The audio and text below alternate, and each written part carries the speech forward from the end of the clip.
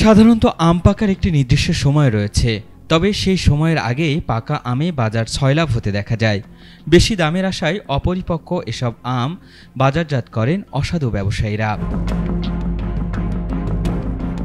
সাতক্ষীরায় নির্ধারিত সময়ের আগেই এমন অপরিপক্ক আম বাজারজাত করার চেষ্টা করছিল কিছু অসাধু ব্যবসায়ীরা। গোবিন্দভোগ জাতের প্রায় 400 ক্যারেট অপরিপক্ক আম ট্রাক ভর্তি করে সাতক্ষীরা বাইপাস সড়কে অবস্থান করছিল এসব ব্যবসায়ীরা। গোপন সংবাদের ভিত্তিতে এই বিষয়টি জানতে পারে বৈষম্য বিরোধী ছাত্র আন্দোলনের নেতাকর্মীরা। পরে তারা আমবাহী ট্রাকটি আটক করেন। সকাল 7:45 পৌনে 7টার দিকে আমাদের কাছে একটা নিউজ আসে যে বাইপাস সড়ক হতে অবৈধ অপরিপক্ক আম এবং কেমিক্যাল যুক্ত আম এটা হচ্ছে ঢাকার উদ্দেশ্যে রওনা দিয়েছে।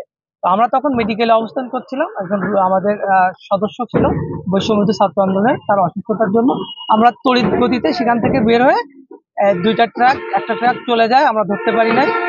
এবং পরবর্তী যে ট্রাক যেটা 1000 কেজি আম ডিস্ট্রয় হচ্ছে এখন, এই আমটা হচ্ছে আমরা ধরি এবং এই আমটা হচ্ছে আসছে নলতা থেকে। আমরা যতটুকু শুনছি এটা 30 তারিখে এটা হারভেস্ট করার পরে এটা কেমিক্যাল দিয়ে প্রসেসিং করে তারপরে আমটা ঢাকার উদ্দেশ্যে ব্যবসায়ীরা নিয়ে যাচ্ছে। কিছু কতিপয় অসাধু ব্যবসায়ী সাতক্ষীরার আমের যে সুনাম রয়েছে বাংলাদেশ ব্যাপী, এই সুনামকে তারা নষ্ট করার জন্য এবং তারা অতি মুনাফা লাভের জন্য ছাত্রদের কাছ থেকে তথ্য পেয়ে সাতক্ষীরা সদর উপজেলা প্রশাসন সাতক্ষীরা বাইপাস সড়কে তাৎক্ষণিক অভিযান চালায় এবং প্রায় 400 ক্যারেট অপরিপক্ক আমসহ ট্রাকটি জব্দ করে। আম পাড়ার জন্য 5 তারিখে নির্ধারণ করেছিলাম, কিন্তু কিছু অসাধু ব্যবসায়ী তারপরেও এই আমগুলো তারিখের পূর্বেই পেড়ে এগুলোকে কেমিক্যাল মিশ্রিত করে বাজারজাত করতেছে বেশি দাম পাওয়ার জন্য। তো আমাদের যারা ছাত্র সমন্বয়করা ছিলেন তারা এরা গোপন তথ্যের ভিত্তিতে আমটা আটক করেছিলেন।